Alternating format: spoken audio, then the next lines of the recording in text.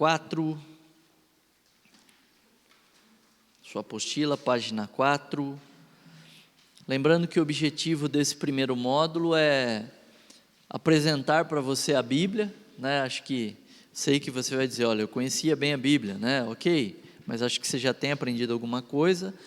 Apresentar também alguns métodos de estudos, ou pelo menos citá-los. Eu acho que é mais uma citação para que você também entenda e use essa estratégia no seu dia a dia. Então, nós começamos na aula passada a apresentar esses métodos, né?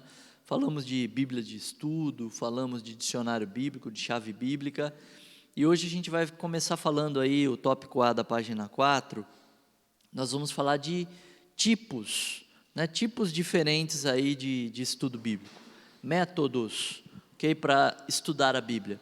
Porque tem muita gente que pergunta para mim assim, como eu leio a Bíblia? Né? Geralmente, a resposta seria senta, abre a Bíblia, né? Ou deita, abre a Bíblia e aí você lê, né?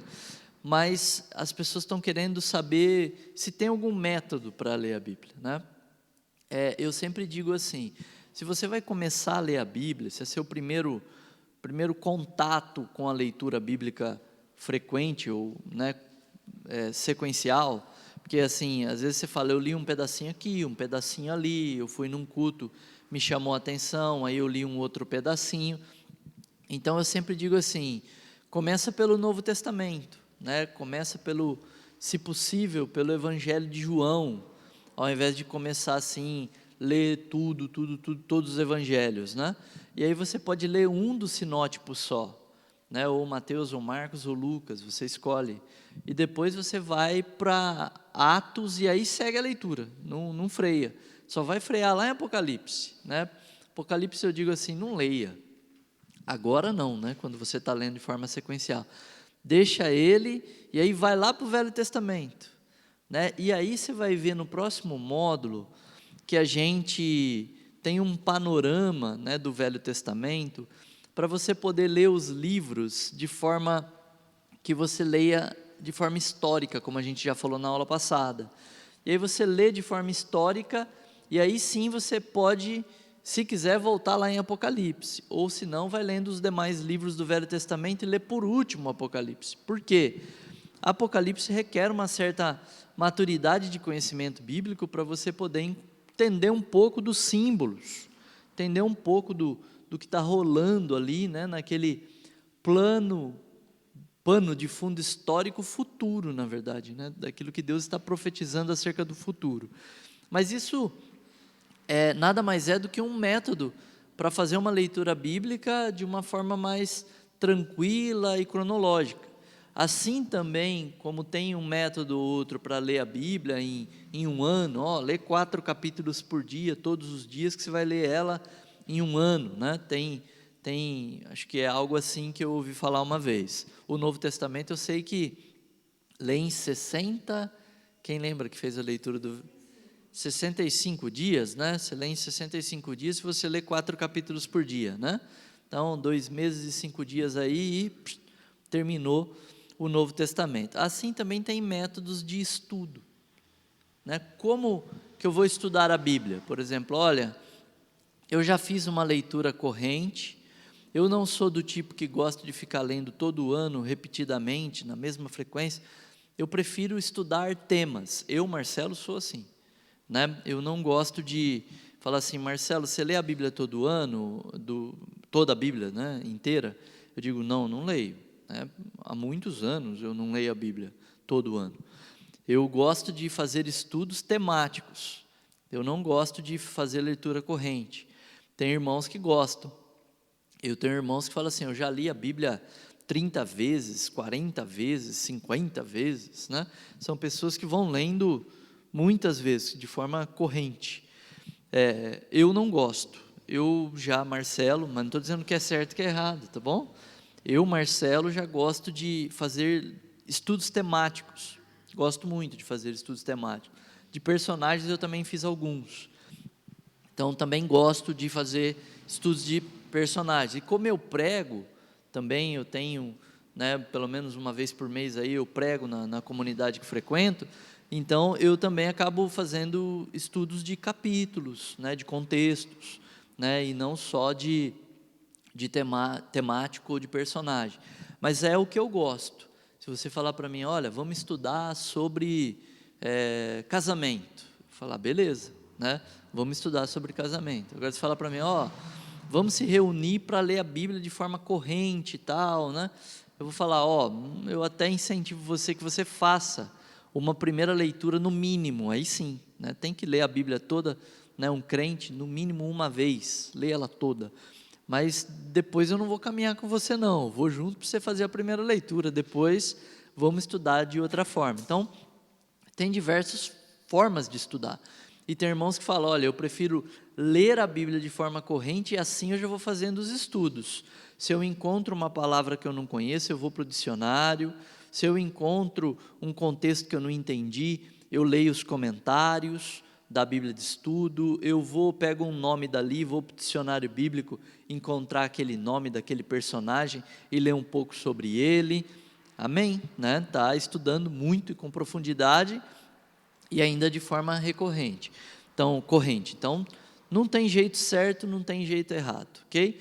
O que a gente tem que saber existem sim formas de interpretar de forma equivocada quando você vai estudar. Então, tem que tomar muito cuidado na hora de estudar para não fazer interpretações equivocadas, erradas. Então, vamos lá. Então, primeiro tópico aí, né, tipos de estudo bíblico, estudo temático. Então, o que seria um estudo temático?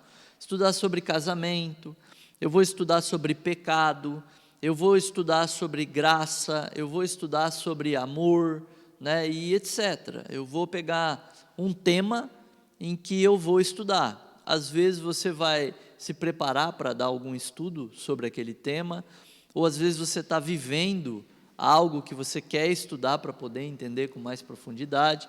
Às vezes você vai aconselhar alguém no trabalho, na escola, e quer se preparar sobre aquilo para depois poder aconselhar aquela pessoa, né? Então aí na apostila o exemplo citado aí, né, que a gente separou é casamento. E aí tem um parágrafo, uma citação aí de como você poderia fazer um estudo sobre casamento. Então diz assim: neste caso podemos usar chaves bíblicas. Lembra que chave bíblica é como se fosse um dicionário, né? É um dicionário, um mini dicionário, que vai citar, por exemplo, casamento. E aí vai ter uma breve explicação de casamento. Casamento na Bíblia é deixar pai e mãe se tornar uma só carne, que é uma união sexual, uma união de dois corpos. Isso é se tornar uma só carne. E aí vai ter um monte de referência bíblica, citando textos bíblicos, né, referências sobre casamento, ok? Então isso é uma chave bíblica. Então você pode, usando uma chave bíblica, né, seja digital ou não, procurar pela palavra em si, casamento, e também por palavras relacionadas, como pais, filhos, esposa, marido. Por quê? Eu quero estudar, por exemplo, sobre casamento com a minha esposa, ou com a minha esposa. Minha filha ainda não adianta, né? Tem 1 ano e 3 meses, né? Mas mais para frente, se Deus assim permitir, eu, minha esposa e minha filha, nós vamos estudar juntos sobre casamento e família, por exemplo, ou família, né? Que incorpora casamento. Então você vai entender qual é a função dos pais, qual a função do marido, segundo a Bíblia, qual a função da mulher, da esposa, segundo a Bíblia, como os filhos devem viver a vida, segundo a Bíblia, nesse relacionamento familiar. Então, estudar por palavras parecidas, né, ou melhor, palavras parecidas, não, relacionadas com o tema, né, que é casamento, vai te ajudar a entender algumas coisas também. Anotar e ler todos os versículos, sempre verificando o contexto. Por que sempre verificando o contexto? Porque assim, aí eu não sei se cita, mas vou citar já. Por exemplo, quando a gente pega num contexto uma palavra, em outro contexto, aquela mesma palavra pode significar outra coisa. Um exemplo, na apostila eu lembro que tem essa citação, a palavra casa, quando Josué diz assim: eu e a minha casa serviremos ao Senhor. Josué está dizendo que ele e a casa de tijolos, lá, a casa de pedras dele vai servir ao Senhor, é isso? Não, ele está falando, eu e a minha família serviremos ao Senhor. Então, é uma palavrinha simples, que acho que ninguém, né, numa leitura vai confundir com casa de pedra, mas é só um exemplo de que a palavra casa pode significar, em um contexto, família, e não casa de tijolos. Então, é uma metonímia, acho que, né, em português, quando a gente vai ver isso aí, mas é uma metonímia, né? É uma comparação não, um método de linguagem que a gente usa para poder compreender com clareza. Metáfora, né, professora, que é uma comparação, né? Então, é um método, um jeitão de falar, né, que a gente tem que tomar cuidado, né? Outra coisa, tem textos que são parecidos nos evangelhos, mas não tratam da mesma pessoa. Tem textos também que são parecidos, né, e as pessoas acabaram rotulando. Por exemplo, sabe aquela prostituta que tinha 7 demônios, que se chamava? Tá vendo? A gente já está assim. E aí, não só isso, aí a gente já diz que ela também era aquela mulher pega em adultério. Né? Tem muita gente que fala isso, ó, a mulher que foi pega em adultério é a Maria Madalena, que tinha 7 demônios, misturou tudo, fez uma salada enorme na escritura, né? Mas por quê? Oi, meu irmão? Então vamos lá, a mulher adúltera, a Bíblia diz que é a mulher adúltera, a Bíblia não diz quem era aquela mulher, né? Então, se você lê o texto de forma correta, né, e não inventa nada, porque é o correto, fica só no que está escrito. Lembra que se a gente vai além, a gente peca, né? A Bíblia é muito clara, né? Acrescenta algo no texto bíblico, você peca, você vai além, você peca, foi além do que está escrito. E também aquilo que a Bíblia não diz com clareza no curso, nós não afirmamos com certeza. Então, quem era aquela mulher? Era uma mulher adúltera, foi pega no adultério, né? Cadê o homem? Né? Era para estar ali, né? Foi pega no ato, segundo a narrativa bíblica, mas não estava o homem ali, uma sociedade machista. Mas a mulher foi pega, mas quem era ela? Nós não sabemos quem era ela. Agora, a Maria Madalena, sim, era uma mulher, né, dissoluta, de vida dissoluta, e também teve sim os demônios, né? Vamos pensar assim, vivia uma vida de incorporação demoníaca até que o Senhor a liberta. Aí, ok, é que assim, eu juntei ela com a passagem que é muito comum você ouvir pastores pregando e falando, ó, aqui é a Maria Madalena e tal, né? Onde é que diz isso, né? Não diz isso na Bíblia Sagrada, é a confusão que vão causando, né, com passagens parecidas, que nem muito parecida mas um contou essa história lá atrás, outro repetiu, o outro repetiu, e se torna uma tradição que vai espalhando de geração para geração. Por isso que eu não ligo muito para tradições, pelo contrário, eu sou avesso a elas. Eu acho que aquele que estuda a Bíblia deve estudar ela de uma forma nua e crua, né, sem se apegar a tradições, porque quando ele se apega a tradições, ele está cheio de conceitos, ou melhor, preconceitos, e vai ler a Bíblia já com esses preconceitos, ele acaba lendo o que ele quer que a Bíblia diga, e não o que a Bíblia diz com clareza, né? Tem que tomar muito cuidado com isso. Então, voltando para a sua apostila, diz assim, anotar e ler todos os versículos, sempre verificando o contexto, depois organizar de maneira lógica, de maneira que fique organizado seu raciocínio, e nos perguntar onde devemos alinhar nossas vidas com a palavra de Deus. Esse é o objetivo de qualquer estudo bíblico. Eu penso que qualquer aquele irmão abençoado, me traz um copinho de água, eu esqueci de novo de pegar, aquele que vai estudar a Bíblia, ele tem que ter esse objetivo, o que na minha vida precisa ser alinhado com a palavra de Deus. Se eu for estudar como marido, geralmente eu termino o estudo triste, né? Sempre que eu me lembro o que Deus espera de mim como homem, como marido, né, eu fico triste, eu tenho arrependimentos, e eu clamo ao Senhor dizendo, Senhor, trabalhe em mim. Por quê? Porque a Bíblia diz que o marido tem que amar a esposa como Cristo amou a igreja. Quando a gente... Ô meu irmão, obrigado, hein? Obrigado. Quando a gente olha para essa citação bíblica, sozinha já é suficiente para deixar qualquer marido triste. Por quê? Primeiro que a igreja que Cristo amou, quando Ele a amou, ela ainda era pecadora. Fato. Depois, a igreja que sou eu, que somos nós, né, os que cremos em Cristo Jesus, ainda pecamos. Ainda vivemos uma vida que Ele, que sonda os nossos pensamentos, né, deve ficar assim extremamente triste com algumas coisas que você e eu pensamos, né? Mas Ele sonda, Ele sabe, Ele conhece cada um deles. Então, e ainda assim nos ama profundamente. Então, é um amor que, para mim como marido, é bastante difícil de ser alcançado. Concorda? Para você como esposo. Então, é essa reflexão de que um estudo bíblico deve levar a essa reflexão, a esse tipo de meditação, a esse tipo de oração no final do estudo, né? Ou durante o estudo, para que Deus de fato transforme a nossa forma de viver, para que no mínimo você se sinta em falta como marido. Quando a gente se sente em falta como marido, ou você se sente em falta como esposa, entendendo a Bíblia Sagrada com clareza, vai fazer com que você viva uma vida humilde, e vai fazer com que você trate o cônjuge com ponderação, com jeito. Por quê? Porque você não vai se achar uma pessoa perfeita, uma pessoa santa, uma pessoa na condição de oprimir o outro porque o outro está errado, porque você é assim, porque você é assado.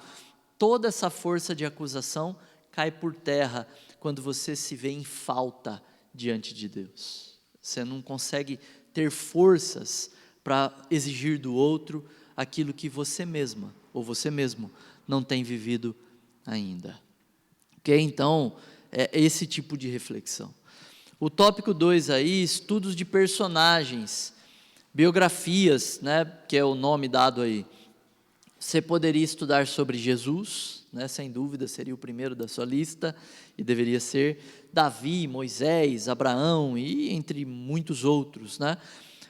Aí vai explicar assim, ó, neste caso, deve-se tomar cuidado para não confundir pessoas do mesmo nome e personagens de narrativas parecidas. Então, primeiro ponto, pessoas do mesmo nome. Então, assim, vamos tentar lembrar aqui facilmente. Você estudou Josué. Quem que é o autor do livro de Josué? Josué, né? Josué é o autor do livro de Josué. Moisés é o autor dos 5 primeiros livros da Bíblia. Josué, então, é o autor daquele livro, o personagem principal daquele livro, né? Claro que provavelmente ele não conclui o livro, mas é ele que escreve boa parte ali, ou a maior parte do livro. Só que aí quando você vai ler Esdras, você encontra um Josué lá? É o mesmo? Não, fala de um sumo sacerdote Josué, né? Não é o mesmo. Mas vamos pensar assim que você é bastante leigo na Bíblia e não consegue entender o período histórico. Você não sabe que Josué está entrando na terra prometida, antes do período dos juízes, e que Esdras está narrando pós-cativeiro babilônico, ou seja, muitos anos depois. Mas vamos dizer que você leu Josué e fala, agora eu vou ler Esdras, porque Esdras é o nome do meu primo e tal, eu vou ler. E aí você lê, encontra o Josué e fala, Josué virou um sumo sacerdote, né? Então, isso pode acontecer? Sim, isso pode acontecer. Por isso tem que tomar muito cuidado, quando vai fazer um estudo de biografia, de personagem, para você não agregar no mesmo personagem coisas que ele não fez, ou juntar duas pessoas diferentes em uma. Tem que tomar bastante cuidado com isso que acontece. Outra coisa são narrativas parecidas, mas que os personagens são diferentes. Essa eu quero ler com você. Vamos lá, Lucas, Mateus, Marcos, Lucas, capítulo 7.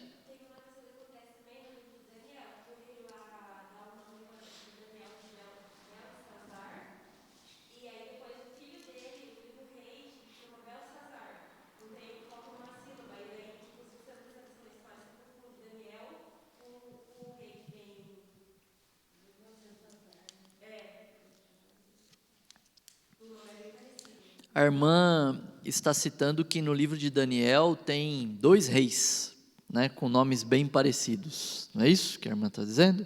Belsazar e Belsazar, é isso? Não, na verdade, um rei que veio antes do Belsazar deu nome para Daniel de Belsazar. Isso. O filho dele, né? Joia, ok, joia.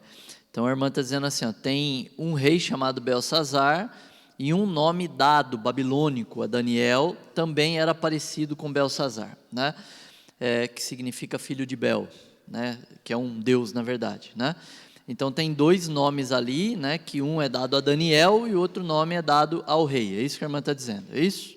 Perfeito, joia. Com 2 nomes no mesmo livro, mas se referindo a pessoas diferentes. Perfeito. Lucas 7, 36 ao 50. Eu achei que a irmã estava falando que eram 2 reis. Eu falei, queria. Um é Belsazar, o outro é Beltesazar, que tem um T no meio, aí é bem parecido. Parecidos. Encontrar um. Joia. Lucas 7, 36 ao 50. Lucas 7, 36 ao 50. É uma leitura bem longa, eu não sou bom leitor aí em público, mas vamos lá. Convidou um dos fariseus para que fosse jantar com ele. Jesus, entrando na casa do fariseu, tomou lugar à mesa. Então, onde Jesus está? Primeiro ponto, estudo de contexto. Onde ele está? Até agora a gente sabe que ele está na casa de um fariseu que o convidou. Joia. E aí continua a leitura. E eis que uma mulher da cidade, pecadora, sabendo que ele estava à mesa na casa do fariseu, levou um vaso de alabastro com unguento.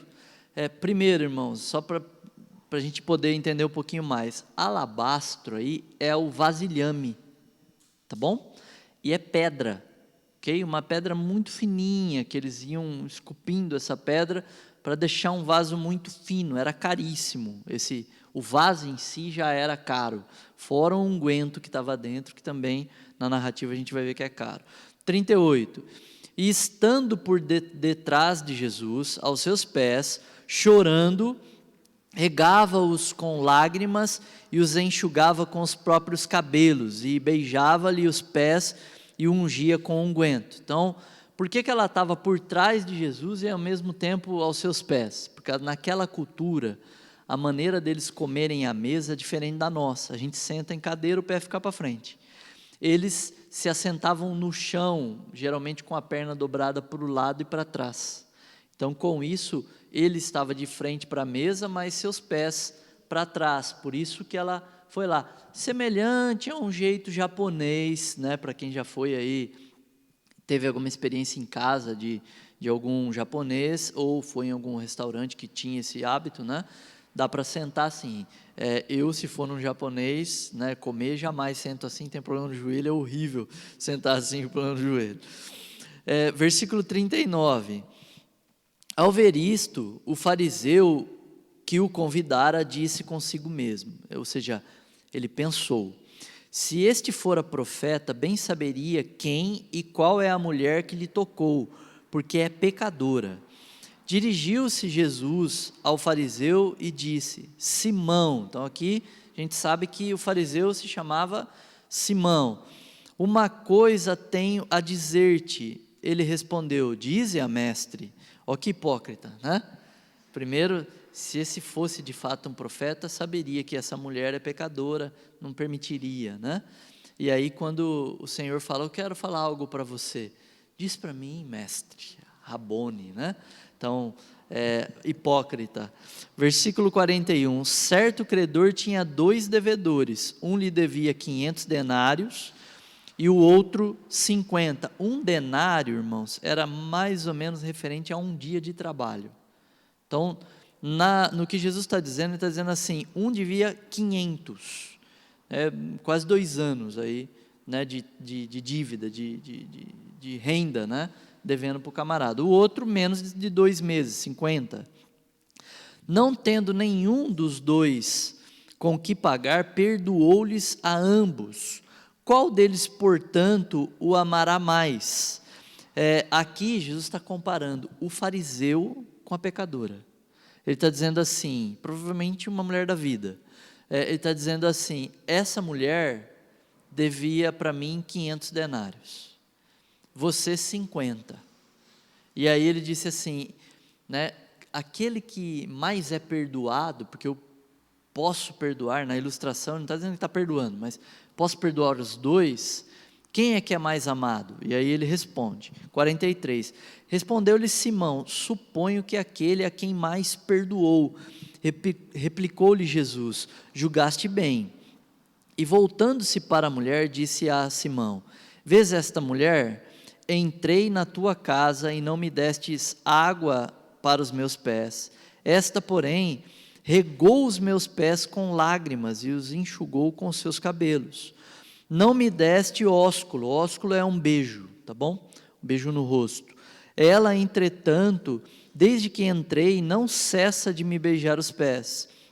Lembrando que os pés de Jesus não eram pés moderninhos de hoje em dia, tá bom? Eram pés cascudos, né? Primeiro que o caminhar era diferente do nosso, né? Primeiro que a gente nem caminha, né?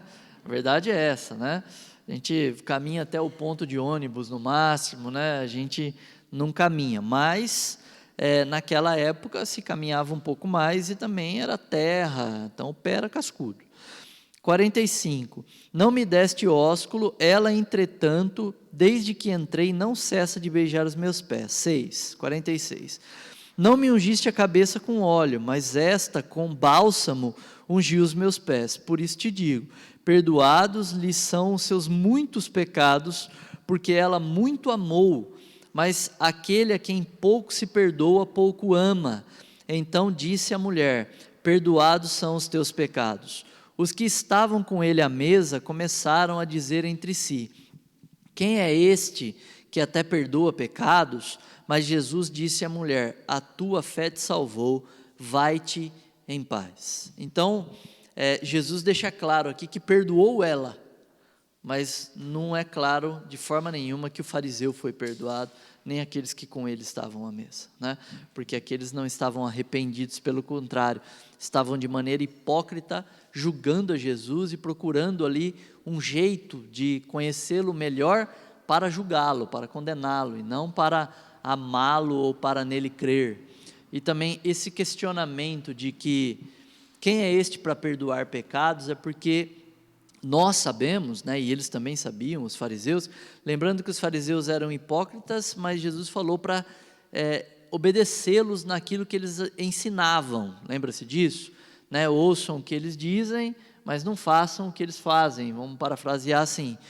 E eles sabiam, assim como nós, de que só Deus pode perdoar pecados, por isso o questionamento, quem é este homem para perdoar pecados, né? Está se achando Deus este homem aí. Agora, uma outra narrativa, muito, mas muito parecida, Evangelho de João agora, Evangelho de João, capítulo 12, 1 a 8. Evangelho de João 12, 1 a 8.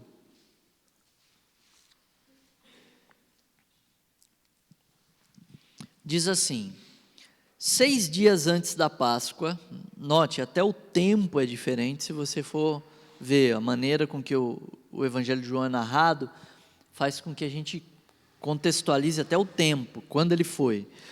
Foi Jesus para Betânia, onde estava Lázaro, a quem ele ressuscitara dentre os mortos. Deram-lhe, pois, ali uma ceia. Marta servia, sendo Lázaro um dos que estavam com ele à mesa. Onde Jesus estava? Na casa do fariseu chamado Simão? Não, agora ele estava na casa de Marta, Maria e Lázaro, em outra casa, concorda? Outra casa. Então Maria, tomando uma libra de bálsamo de nardo puro, note, já não é aquela mesma mulher, é outra, é Maria, né? Muito precioso, ungiu os pés de Jesus e os enxugou com seus cabelos, e encheu-se toda a casa com o perfume do bálsamo. Mas Judas Iscariotes, um dos seus discípulos, o que estava para traí-lo, disse, por que não se vendeu esse perfume por 300 denários, note aí, quase um ano de trabalho, valia aquele perfume. Vamos dizer que você ganhe R$1.000 por mês, esse perfume aí custou 12 mil reais, só para você ter uma relação.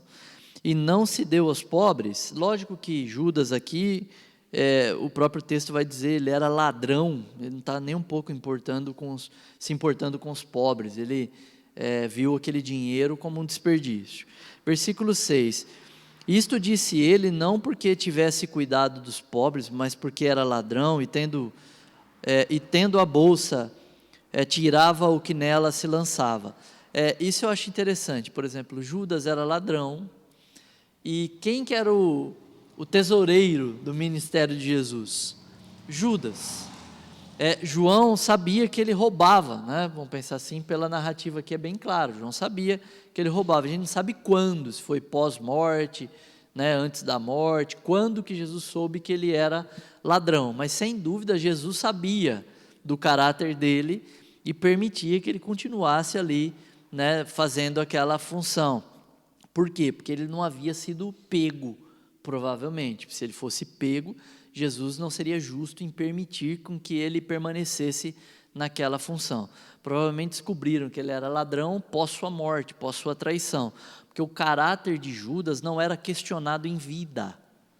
Note que quando eles criam aquele questionamento na mesa da última ceia, sobre quem era o traidor, o pessoal não diz é Judas. O pessoal, né, não entende assim, né? Eles começam a pesquisar para ver quem era. Eles não sabiam com clareza que era Judas, né? Ou melhor, eles nem desconfiavam de Judas. Então, provavelmente, o entendimento dele como ladrão é pós-traição, pelo menos. Versículo 7, Jesus, entretanto, disse, deixai-a, que ela guarde isso para o dia em que me embalsamarem. Deixai-a, que ela guarde isto para o dia em que me embalsamarem, porque os pobres sempre o tendes convosco, mas a mim nem sempre me tendes. Então Jesus diz, deixe ela fazer isso, porque é como se fosse um símbolo, ela já está cuidando do meu cuidado, do cuidado do meu corpo, para a minha morte, né? Mais ou menos isso que Jesus está dizendo aí para eles, né? Para os seus ouvintes ali. Mas note que se você fizer uma leitura sem se atentar do jeito que a gente fez aqui, você pensa que é a mesma narrativa. Você fala, é a mesma mulher, a mesma narrativa. Não, mas são dois fatos, duas mulheres diferentes, em duas casas diferentes, né? Que fizeram coisas semelhantes aí, tá bom? Joia, a irmã lembrou de outra passagem, ela disse, igual a multiplicação dos pães, foram duas, né? Não foi uma só, né? E às vezes se você lê desatento, você pensa que é a mesma em duas narrativas diferentes, mas é só ver a quantidade de sobra, né, de cestos e tudo mais, que já tem distinção ali com clareza, tá bom? Então, voltando para a sua apostila, né, diz assim, vou repetir a leitura, neste caso deve-se tomar cuidado para não confundir pessoas do mesmo nome e personagens de narrativas parecidas. Não é o mesmo fato, são dois. Pode-se usar enciclopédias e livros para maiores informações do personagem, porém, deve-se afirmar como verdade apenas o texto bíblico. Aplique o exemplo de vida do personagem nos dias de hoje. Então, primeiro, às vezes você vai ler um livro sobre aquele personagem, e o autor, para poder deixar mais romântico, mais bonito, ele inventa um monte de histórias sobre aquele personagem. Então você tem que tomar cuidado. É que nem as novelinhas, né, que passam na TV que você já sabe. Não posso falar o nome da TV porque está gravando, né? Então eu não vou falar que é a Record. Agora, quando você vai lá e assiste, você tem que tomar cuidado, porque romancearam ali no roteiro. Romancearam o roteiro. E quando romanceiam ali, inventam um monte de historiazinhas. Tem histórias que eles podem se basear em apócrifos, em outros livros que não são bíblicos. Mas quando você vai fazer um estudo bíblico, né, como diz o próprio nome, é um estudo da Bíblia, né, do personagem da Bíblia, e não vai além. Então, quando a gente assiste aquela novela, que não tem problema nenhum assistir, né? Para ser honesto, eu nunca assisti nenhum capítulo, né? Assisti trechinhos assim, quando está passando, coisa assim, zapeando a TV. Mas tem que tomar muito cuidado. Eu mesmo não assisto. Por que motivo? Por isso, filmes sobre Jesus eu não assisto. Por que motivo? Por isso, senão onde eu estou aqui ensinando, a minha memória me engana, traz à minha mente uma parte do filme, do livro ou da novela, e eu acabo citando aqui, vamos dizer que faço isso errado. Eu cito algo que não está na Bíblia. Então, para proteger a minha mente, eu caio fora disso. Pode falar, irmão.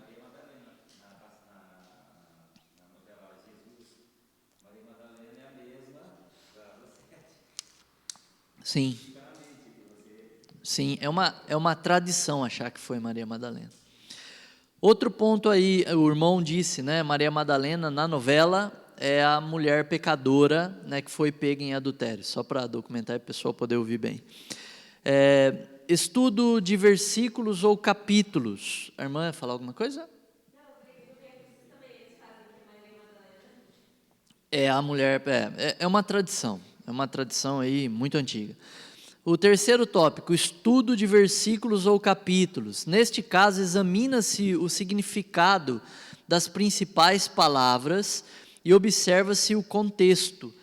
A gente foi fazendo um estudo bem simples aqui, mas a gente foi fazendo conforme a gente foi ler. Onde ela está, que casa que ela está, como é o nome do homem, depois, que casa que ela está, como é o nome dos principais personagens ali. Então, o estudo de contexto é assim que funciona. Na aplicação, deve-se considerar se o texto é prático ou não para a igreja, na era da graça. Então, deixa eu falar um pouquinho sobre isso. Então, quando você vai estudar um contexto, você vai estudar o texto ali, quer ver o contexto, você tem algumas ferramentas externas? Tem. Você pode, por exemplo, ler um livro sobre, estou estudando a história de Jesus, ok? E estou estudando ali o Evangelho. Aí eu digo assim, como que era a cultura na época? E vamos dizer que eu consiga ter acesso a um livro que explique um pouco da cultura da época. A cultura da época faz muita diferença, por exemplo, no estudo da dracma perdida. A gente vai citar mais abaixo, mas aí eu não repito. A dracma perdida, lembra aquela mulher que perdeu uma dracma e ficou desesperada querendo achar aquela dracma? É claro que a parábola em si que Jesus contou, Jesus está querendo dizer o quanto é valiosa a mensagem da salvação, a mensagem do Evangelho. Mas como que a gente pode descobrir, né? A dracma, ela tem valor, mas assim, não é um valor exorbitante, né? Ela vale menos do que um denário, por exemplo. Então, vale menos que um denário? Sim, né? Uma didracma, acho que sim, depois vocês confirmam. Mas, assim, ela não tem um valor tão grande, depois a gente confirma isso daí, tá bom? Eu mando no grupo para vocês. Ela não tem um valor tão exorbitante assim. E por que ela fica tão incomodada? É porque quando ela se casava, há uma tradição, uma cultura, isso não é bíblico, que ensina que quando ela se casava, ela ganhava, por exemplo, 10 dracmas num colar. E quando o marido estava bravo com ela, pela conduta dela, lembrando, era uma sociedade bem, no ponto de vista machista, é claro que quando eu digo machista, alguém vai ficar bravo, machismo não é isso, tal, né? Que é aqueles que defendem aí feminismo e machismo. Estou usando o machismo só como semântico, só para você poder entender, não esquece o conceito, né? Ele tirava uma dracma do colar dela, ele ia lá e aí o que acontecia? O que as vizinhas iam pensar dela? Como seria, né, o passeio dela para comprar tomate na feira? Né? Complicado. Então, aquele colar de dracmas simbolizava a aliança nossa, só para você poder entender aí, né? Então, todo mundo identificava isso, e era uma forma do marido punir, envergonhar a esposa, para que ela supostamente aprendesse e mudasse de conduta. Mas não foi isso que aconteceu na narrativa bíblica, ela perdeu a dracma. Então, a reputação dela estava em jogo, ela seria envergonhada, mas foi ela, não foi o marido que arrancou. Por isso que ela estava tão desesperada procurando aquela dracma. Para aquela cultura, quando Jesus contou essa parábola, fez muito sentido. Agora para você, faz muito sentido, né? Agora, antes de ouvir essa história, essa tradição que fala sobre esse colar, você não conseguiria entender com tanta clareza, né? Você ia pensar que ela perdeu algum dinheiro, queria achar o dinheiro, porque o dinheiro é importante, mas não era só o valor do dinheiro, também tinha a reputação dela que estava sendo posta em jogo. Então, como você consegue entender isso melhor no contexto? Examinando documentos fora da Bíblia, né, que falem sobre o pano de fundo histórico, como era a cultura da época, o que era. Por exemplo, para você poder entender aquela passagem que a gente leu, de que a mulher veio por trás e conseguiu ungir os pés, imagine você pensando com a sua mente brasileira, na leitura, você falou, como é que veio por trás, né? Então você ia imaginar uma mulher enfiada no vão da cadeira, assim, dos pés da cadeira, você imaginaria uma mulher assim, passando assim no pé de Jesus, né? Já conseguiu imaginar a cena, né? E era o que você ia imaginar quando fizesse aquela leitura. Por quê? Porque você não teria o conhecimento histórico, né, do panorama, do pano de fundo histórico, de como eles se assentavam à mesa para comer naquela época, naquela cultura. Então, o estudo de capítulos, de versículos, se você souber, tiver acesso, porque tem coisa que a gente não tem acesso, não tem documento, tiver acesso a documentos históricos, pode ajudar bastante você a entender. Outra coisa também que é importante é o significado das palavras. Tem estudos de capítulos, por exemplo, ou contextos, de que você só vai conseguir compreender as diferenças que tem nas traduções, se você conseguir entender o significado de uma palavra, às vezes no grego que está ali. Então, vou dizer um exemplo para você que cita na apostila. Vai lá comigo, Mateus, Evangelho de Mateus, capítulo 19. Mateus 19.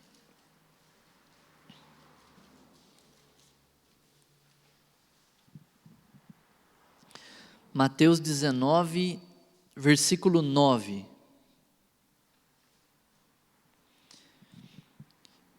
Na nossa leitura, como a gente tem traduções diferentes aqui da Bíblia, nós vamos encontrar diferentes palavras, diferentes traduções para esse mesmo versículo. Eu, porém, vos digo que quem repudiar sua mulher, divorciar-se dela, separar-se dela, não sendo por causa de relações sexuais ilícitas, na sua versão talvez diga adultério, talvez tenha alguém aqui que tenha uma versão que diga fornicação, talvez tenha alguém aqui que encontre imoralidade sexual, olha aí, né? Uma prostituição, né? E por que toda essa variação? Nós vamos explicar já, eu vou explicar já, né? Então, por causa de relações sexuais ilícitas, e casar-se com outra, comete adultério. E o que casar com a repudiada, comete adultério. Então, só para a gente entender, a palavra no original aqui é porneia no grego. Porneia, de onde vem a variável no português, pornografia. Ok? Só para a gente poder entender a relação. Porneia no grego significa qualquer tipo de relação imoral. Então, por exemplo, se alguém fosse falar assim, aquela mulher é prostituta, aquela mulher pratica porneia. Aí você fala assim, e aquela mulher ali que trai o marido, que é adúltera, porneia. E aquela mulher lá que sai com pessoas de tudo quanto que é idade, jovenzinhos e tudo mais, né? E vive uma vida assim, que é uma fornicadora. Aí ele, camarada, ia falar assim, aquela mulher pratica porneia. Uma única palavra no grego significa todas essas outras, mas no português é muito diferente, concorda? A mulher que pratica fornicação é uma mulher que não é casada e se relaciona de forma imoral com muitos homens, né? Fornicação. A mulher, o homem que trai a esposa, ele é adúltero, é outra coisa, concorda? A mulher que se vende, ou o homem que se vende, é prostituto, prostituta, prostituição, é outra coisa. Se a gente falar para uma adúltera, prostituta, né, a gente pode xingar para querer ofender, mas no dicionário não é isso, ela não está vendendo o seu corpo por dinheiro. Então, no português, a gente consegue separar uma coisa da outra, mas no grego não, no grego é porneia que está aqui, por isso tantas traduções diferentes. E por isso tanta guerra com base nesse versículo. Porque é um versículo que está falando de divórcio e está permitindo o divórcio, não é a vontade de Deus, mas permitindo o divórcio no caso de porneia. E aí, porneia é uma mulher que se vende, um homem que se vende, porneia é adultério, porneia é relação sexual antes do casamento. Aí você diz assim, mas é relação sexual ilícita, tá bom. Mas se porneia significa fornicação, pode ser que o autor aqui do Evangelho de Mateus estava pensando na dissolução do casamento antes da consumação, enquanto eles ainda estavam no processo de desposar. Então, quando havia desposado, eles eram, na nossa cultura, a palavra que nós usamos para isso é noivos. Na cultura judaica, uma vez noivos, uma vez desposados, não tinha dissolução. Ia ter a relação sexual em algum momento, e aí sim se consumava o casamento e se seguia a vida conjugal. Não tinha como separar, a não ser por causa de relação sexual ilícita, porneia. Né? Aí alguns vão entender esse texto dizendo assim, a única forma de haver divórcio é se houver traição no momento do desposado, no momento do noivado. Concorda? Entendeu o raciocínio? Outros vão dizer, não, a palavra aqui significa adultério. Ou relação imoral depois do casamento, dentro do casamento. Ou seja, depois do ato sexual consumado, uma vez casados e vivendo a vida conjugal, um traiu o outro, aí sim, por esse motivo, se não houver um coração perdoador, pode haver o divórcio. Está vendo que são duas interpretações, com base no mesmo texto, por causa de uma palavrinha no grego chamada porneia, que são distintas, vai poder haver divórcio só se tiver ainda noivado e houver traição, ou não, vai poder haver divórcio também no casamento, porque a palavra significa adultério. Então, por isso que tem tantas traduções diferentes, prostituição, adultério, relações sexuais ilícitas, por causa da palavra porné. E o grego é tão interessante que, assim, o mesmo grego, ele vai falar de amor em várias palavras diferentes, pelo menos 5. Então, quando ele vai falar de amor, ele distingue o amor entre amigos, chama de filéu, né? O amor entre marido e mulher, que chama de eros, o amor entre Deus e os homens, ele chama de HP. Então, ele distingue, né, cada um dos tipos de amor, vamos pensar assim. E para nós é amor no português, né? Tudo isso a gente usa uma única palavra, amor. Então, é uma diferença de línguas e por isso de traduções, e por isso complicado de se afirmar algumas coisas, porque a palavra no original permite essas diferentes interpretações aí de traduções que eu e você temos em mãos hoje aqui. Outra leitura que a gente pode fazer é de Salmo 51, vamos lá, Salmos, Velho Testamento, Salmo 51.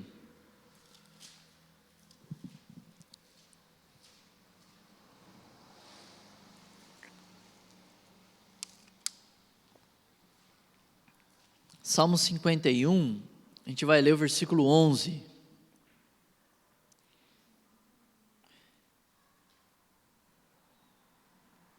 Diz assim: não me repulses da tua presença, nem me retires o teu Santo Espírito.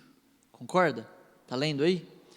O que o salmista está dizendo para Deus? Deus, não me tire da tua presença, não remova-me da comunhão com o Senhor, e nem retire de mim o teu Espírito. Olha aí, é possível o Espírito Santo sair do homem, segundo esse texto? Sim. Em que período? Velho Testamento. Então, o problema de você estudar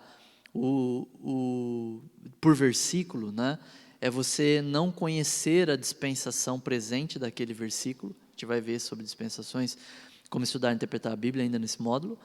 E você acaba lendo aquele texto e entendendo que é para o seu período, é prático, é para a igreja, tem que tomar cuidado. A gente vai ver um texto agora do Novo, vamos lá para o Novo, Efésios capítulo 1.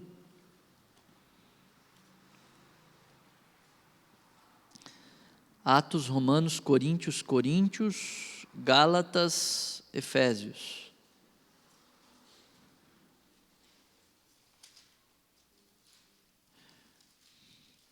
Efésios 1, 13 e 14.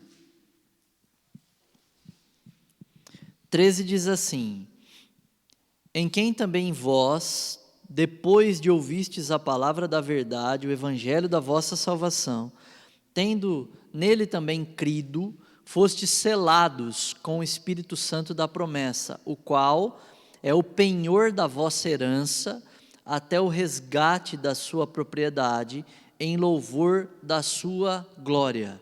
O que Paulo está escrevendo? Está dizendo assim, ó, você quando creu em Cristo Jesus, foi selado com o Espírito Santo da promessa. O que é o selo? É uma marca. Que marca é essa? Só para a gente poder comparar. Lembra, agora não mais, mas lembra quando o fazendeiro marcava o boi com ferro quente? Aquilo ali é um selo de propriedade. E Paulo está dizendo, quando você crê no Espírito, quando você crê em Jesus Cristo, o Espírito Santo de Deus vem morar em você, e ele é o selo da propriedade de Deus. Ele é a marca de que você pertence a Deus. Aí você diz assim, Jóia, eu sou propriedade, mas eu posso deixar de ser. Não pode, porque o texto está dizendo que é a garantia, é o penhor, a garantia da vossa herança. Então, quem que garante que você vai morar com Deus, que Ele um dia vai vir retirar, resgatar a sua propriedade, que é você? Ou você pode interpretar que é o Espírito Santo que está em você, tudo bem, mas Ele só vai retirar a propriedade dele, seja o Espírito Santo ou você, quando Ele der o penhor, quando Ele garantir a promessa. Penhorar, lembra disso, né? Se você nunca penhorou nada, graças a Deus por isso, né? Mas você vai lá penhorar um anel caro, por exemplo. Vai lá com um anel da vovó, que era de ouro, sei lá, e vai penhorar. Quando você vai penhorar, você vai lá e pega um dinheiro e troca daquele anel. Mas se você quiser o anel de volta, você tem que ir lá e devolver aquele dinheiro, né, no caso com juros e tudo mais, não é isso? Você vai lá, devolve, e aí sim você pega a propriedade. Então o que o texto está dizendo? Que o Espírito de Deus, Ele quis, foi por sua livre e espontânea vontade, Ele penhorou em você o Espírito Santo, e Ele só pode retirar quando Ele pagar, né? É uma coisa estranha de se ouvir, mas é isso que o Paulo está dizendo, mas foi tudo vontade de Deus, é graça de Deus, é favor dEle, Ele quis, por amor a você e a mim. Então Ele penhorou em mim e em você o Espírito Santo, e Ele só retira de nós o Espírito Santo se Ele nos der a herança prometida, é isso que o apóstolo Paulo está dizendo. Ao mesmo tempo a gente pode interpretar que você é um boizinho marcado, selado por Ele, como propriedade dele, né? O Espírito Santo é esse selo. Lembra aquela música do Fernandinho? Eu tenho a marca da promessa. É dele? É dele? Não? Que toque no altar? É isso? Ixi, então errei tudo, né? É boa essa banda ou não? Não? As irmãs falaram que não é muito bíblica não. Mas essa frase tem a ver com o Espírito Santo, né? Pelo menos, né? Pelo menos nisso acertei, né? Então, eu gostava dessa música, depois eu preciso ouvi-la, né? Mas não ouço no meu carro. É que eu não tenho o hábito de ouvir louvores, quase, né? Mais na igreja e raro em casa. Mas vou ouvir ela depois para entender a crítica de vocês aí, né? Mas assim, a marca da promessa, que é o que eu citei, né? Só citei a música, que eu acho que você devia conhecer, mas é um texto bíblico, na verdade, né? Que é essa marca do selo do Espírito Santo. Ele te marcou e prometeu para você a salvação, prometeu para você uma herança para retirar você como propriedade, o Espírito Santo como propriedade no dia do arrebatamento e somente te dando a herança. Então, se você lê o velho e não conhece o novo, e lê o velho sem saber que a dispensação do velho, ou seja, a aliança celebrada no velho, é a lei e não a graça de Deus, você faz essas confusões.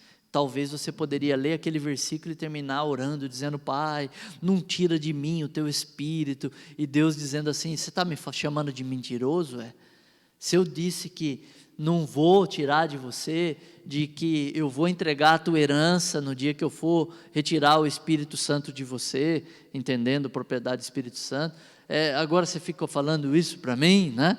Claro que Deus não ia falar nada disso, porque Deus conhece o que você conhece, né? Saberia da sua ignorância, mas só para a gente poder ilustrar, e entender, né? Então, temos que saber se aquele texto diz respeito a nós. Eu lembro de uma vez que um irmão também pregou um texto, se não me falha a memória, de Salmos, e o texto dizia assim: e não haverá nenhum de vós doente, não haverá nenhum doente entre vós. E o texto de Salmos está fazendo uma referência ao período do Êxodo. No período do Êxodo, em que o povo de Israel saiu do Egito até entrar na terra prometida, Deus guardou-os de doença, fez muitos milagres, esse era um deles, né? Então guardou-os de doença, até que entraram na terra prometida. Depois voltaram a ser acometidos de doenças e morrer por isso também. Então o texto se refere a um único período histórico, o Êxodo, mas ele aplicou à igreja.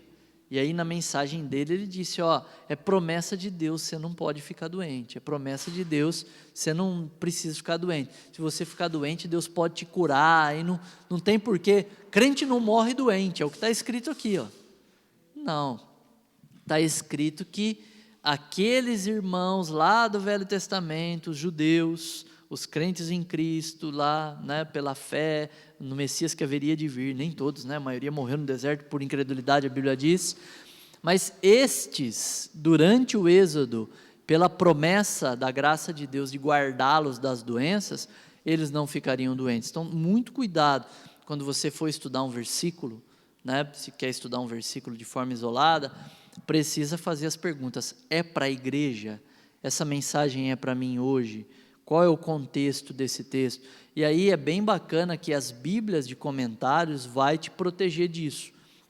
Boas bíblias de comentários vão dizer, olha, esse texto se refere à promessa do período do Êxodo, tal, não é aplicável para os nossos dias. Então vai ajudar você a não se enrolar ali com a interpretação bíblica. Oi, minha irmã.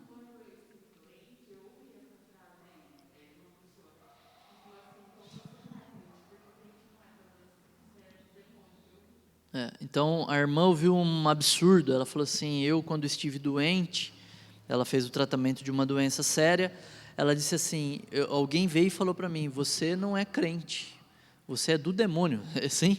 Meu pai do céu, imagine, a irmã doente, fragilizada, precisando de uma palavra no mínimo de apoio, não precisa inventar, né? Falar, Deus vai te curar se Deus não falou, mas dá uma palavra de apoio, olha, conta comigo, né? Estarei orando para que você passe bem por esse tratamento, né? Lembre-se, Deus pode te curar, porque sempre tem a esperança no Senhor.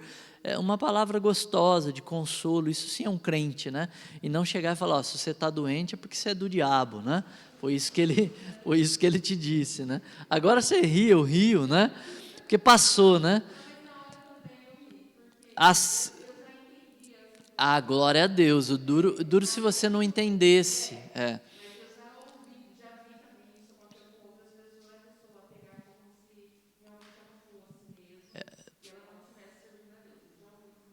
Sim, eu já ouvi o caso oposto também, uma mulher com câncer de mama, não sei por que motivo, mas ela tomou posse dessa mensagem que não está correta, né? Não é para o nosso período, e não foi fazer o tratamento e morreu de câncer, né? Morreu. Então, olha aí, né? A gente tem o caso de alguém que foi intitulado como filha do diabo, porque não creu em algo que não é aplicável para a igreja, ela estava correta, né, em não aplicar para ela. Temos aqueles que aplicam, né, de forma equivocada e acabou morrendo de câncer, aí, acabou sendo destruída pela doença.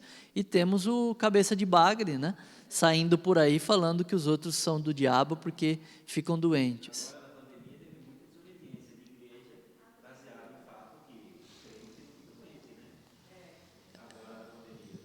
Sim, eu penso que o irmão está dizendo assim, essa pandemia, né, vou te interpretar, veio para mostrar de que essa interpretação dessas falsas, muitas falsas igrejas também, né, e também algumas igrejas sérias que acabam interpretando isso equivocadamente, estão bem erradas, né, veio para demonstrar isso, né, veio para mostrar, mas não sei, meu irmão, passado tudo, talvez eles vão dizer assim, Deus tirou de nós o joio, né, vão falar coisas assim, né, Deus tirou do nosso meio joio e tal, né, não eram crentes, né, por isso morreram, né.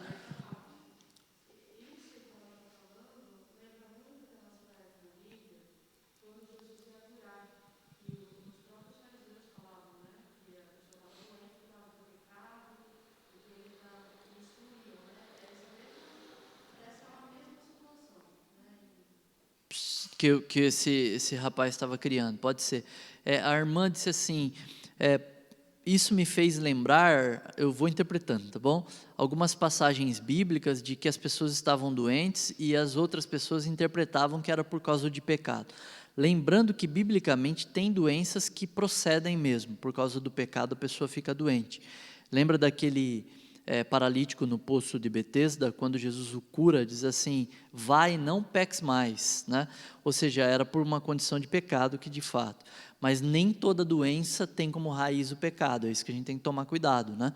Tem doenças que são relativas a nossa, todas elas têm relação com o pecado, mas calma, deixa eu explicar melhor, mas então, tem relação não com o pecado que eu cometi, mas pelo meu corpo ser um corpo pecador e por isso fica doente, né? Na glória nós não ficaremos doentes mais, mas não tem nada a ver com o pecado que eu cometi, por exemplo, algumas doenças, tem a ver com a maneira com que me alimentei, as temperaturas que me submeti, a minha genética, né? Meus descendentes, e tem coisa que nem a ciência consegue explicar o motivo pelo qual a pessoa desenvolveu aquela doença.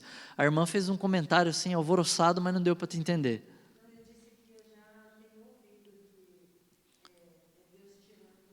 Ah, já? Então, eu ainda não ouvi, mas já imaginei que eles fariam isso. A irmã está dizendo, ó, eu já tenho ouvido que as pessoas que morrem por Covid, é Deus tirando o joio aí, né? Primeiro assim, a própria interpretação de tirar o joio, né? A Bíblia é muito clara de que o joio é retirado no dia da ceifa, né? Quando isso vai acontecer? No dia em que os anjos, né, saírem ali no final da tribulação para colherem os pecadores e apresentar diante de Deus, né? Esse é o dia da ceifa do joio. Antes ocorre, né, a ceifa do trigo, né, que é o arrebatamento da igreja. Mas os camaradas querem justificar, eu já imaginei que fariam isso. O tópico 11 da apostila. Oi, meu irmão.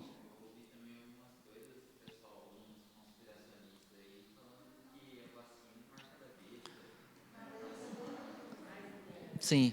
Então, já tem aí um pessoal dizendo que a vacina é a marca do anticristo, é a marca da besta, né? Queridos, né, se vacinem se puderem, né? Esse é o meu conselho, né? Se puderem aí, se vacinem.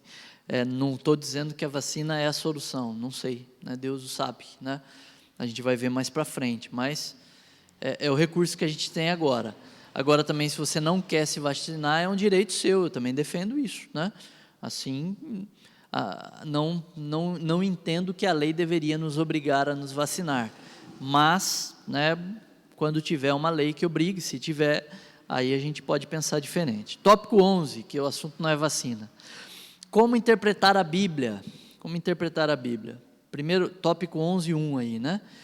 Existem 3 palavras muito comuns em teologia: hermenêutica, exegese e homilética. Você vai dizer assim, irmão, muito comuns, né, em teologia, né? Talvez você está ouvindo pela primeira vez aí, né? Hermenêutica, exegese e homilética, né? Eu até brinco, eu falo assim, né? Omelete, né? Muitas vezes eu falo para você dar uma risadinha e entender com mais clareza. Vamos definir aqui, só para que a gente possa entender. Essas palavras são importantes no decorrer do curso? Não. Né?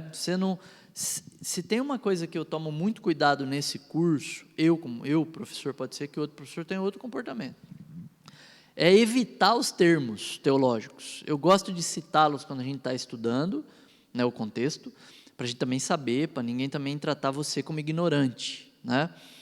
Mas assim, eu prefiro falar doutrina do pecado do que hamartiologia. Eu prefiro falar doutrina da salvação do que soteriologia. Eu prefiro falar doutrina dos anjos do que angelologia, né? Eu prefiro, porque é mais simples para você poder entender. Mas essas palavrinhas a gente vai citar no decorrer do curso, para que você também ouça elas, anote elas, né? Pesquise se você quiser, e também para que se alguém falar assim, viu, lá no teu curso você estudou angelologia, você diz, olha, sim, mas lá a gente chama de anjos e demônios o módulo, né? E não de angelologia, né? Lá você estudou soterologia? Você vai dizer sim, mas lá a gente chama de salvação no módulo e não como soterologia, só para a gente poder entender aí que não vai ser o fundamento do nosso curso essas palavrinhas difíceis. Exegese, aplicação prática do conteúdo bíblico, depende da hermenêutica.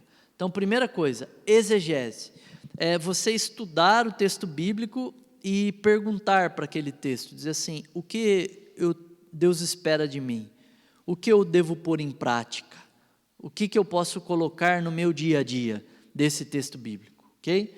Então, isso é exegese. Tem gente que prega uma mensagem maravilhosa sobre o contexto e tudo mais, mas você sai daquela mensagem sem dizer assim, e agora, o que eu faço com isso?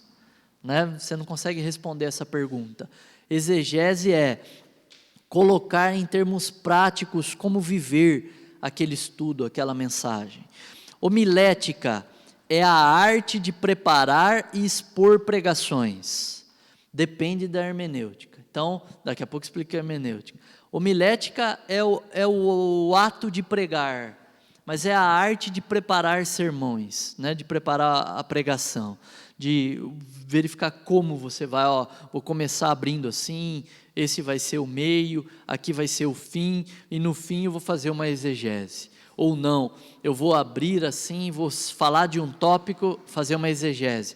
Falar de outro tópico, fazer uma exegese, aplicação prática. Falar de outro tópico, fazer uma aplicação prática, né? Tem também a questão de cultura, né? Tem pregadores que explicam o texto, ensinam o texto, pregam ali todo o texto, e depois assim, o que na prática eu posso dar de conselhos para você? Quando ele diz isso, a gente fala assim em teologia, vai fazer a exegese, né? Já fez o omelete, agora vai fazer a exegese, né? Então, só para a gente poder entender.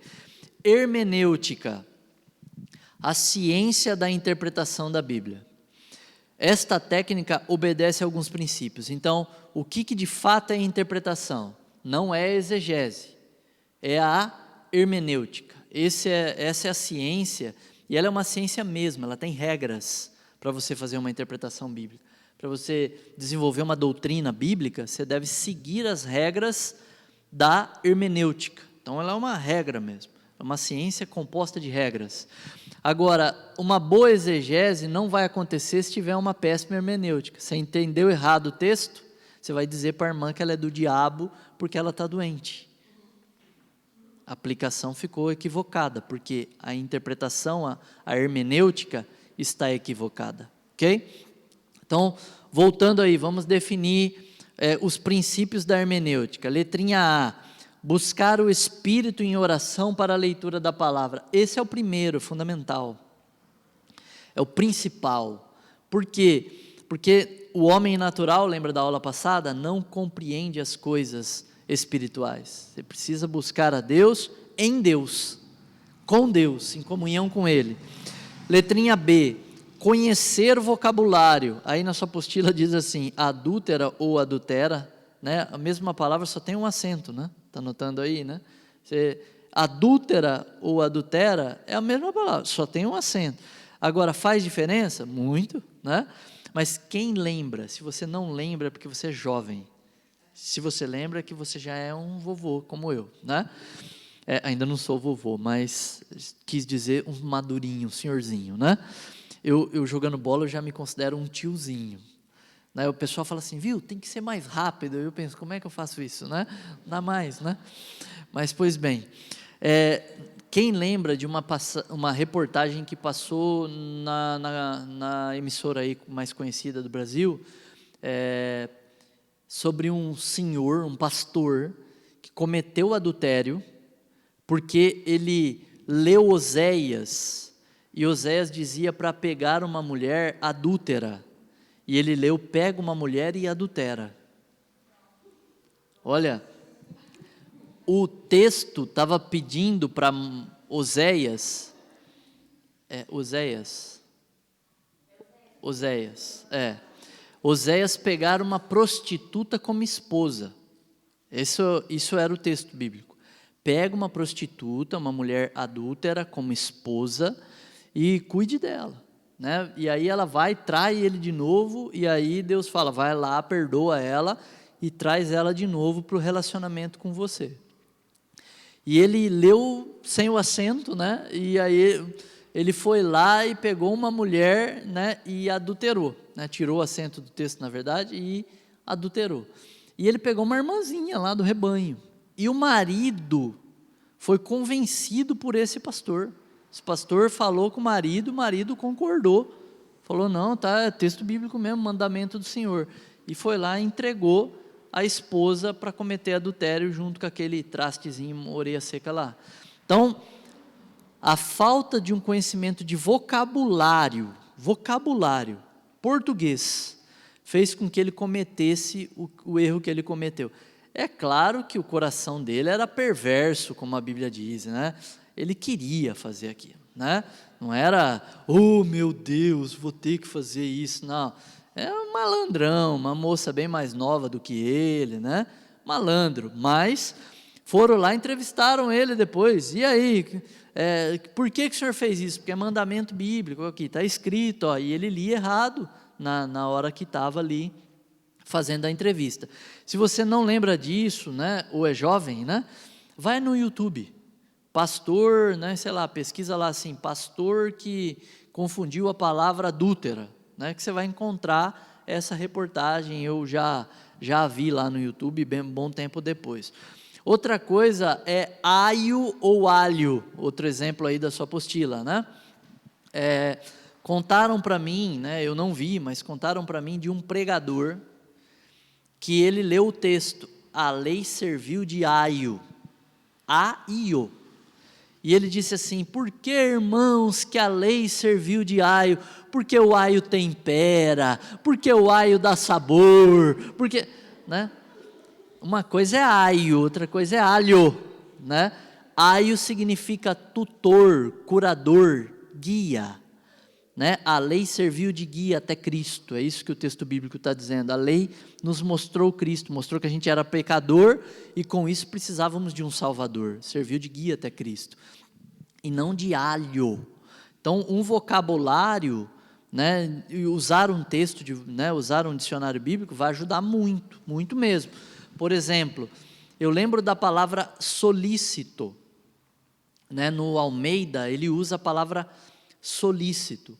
A palavra solícito, ela significa ansioso, né, tem um significado sobre ansioso, mas também ela significa alguém que ajuda o outro, né? Olha, aquele irmão é solícito em ajudar, ele é predisposto a ajudar, a mesma palavra, né? Então depende do contexto, né? Então a gente tem que tomar cuidado, dar uma examinada para ver ali dentro daquele contexto, qual que é o significado daquela palavra para a gente poder compreender. Tem um vídeo no YouTube de um pregador, que aquela música que fala, solta o cabo da nau. Sim. Aí ele sobe para pregar e fala, vocês têm que ser igual da nau. Porque Nanau é um homem de fé, porque Nanau, eu já vi esse vídeo, é um pregador, né? É um pregador, primeiro assim, solte o cabo da nau, né? É uma música, um hino antigo, mas não é um texto bíblico, né? Solte o cabo da nau, né? Mas assim, ele aplica aquilo como se fosse primeiro, ele aplica como se fosse um texto bíblico, né? Primeira coisa é isso, e depois não é solte o cabo da embarcação, né? Solte o cabo na nau, era um homem, né? E aí, porque Nanau era um homem de fé, Nanau era um pregador, Nanau, né? Também está lá no YouTube isso, né? E era um congresso, assim, está lotado de gente lá. A música que o irmão citou, que ele fala que tem a marca da promessa, aqui numa parte ele fala, o meu Deus nunca falhará, né? Ele fala que a minha sorte ele mudará. Aí usa isso aí como mudança de vida, com prosperidade. Ok, como se aplicam aí, né? E talvez a palavra sorte, sei lá. Letrinha C, mas não, a crítica dos irmãos ali é que eles são músicos e deve ser uma crítica ao contexto todo da banda, e não só essa música. É isso, né, irmãos? Né? Letrinha C, conhecer a cultura bíblica, pano de fundo histórico, e aí eu cito sobre a dracma perdida, aí na apostila a gente cita, já falei com os irmãos. Letrinha D, a Bíblia interpreta a própria Bíblia, então isso é importante. Deixa eu ler aí, Mateus 25:4, com vocês a referência.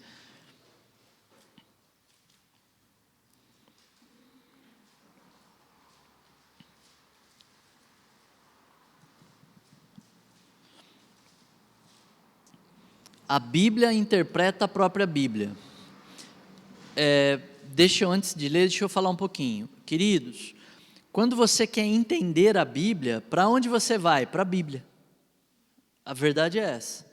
Quanto mais você ler a Bíblia, mais você vai entender da própria Bíblia. Mais você estudar e investigá-la, mais você vai entender dela. Por quê?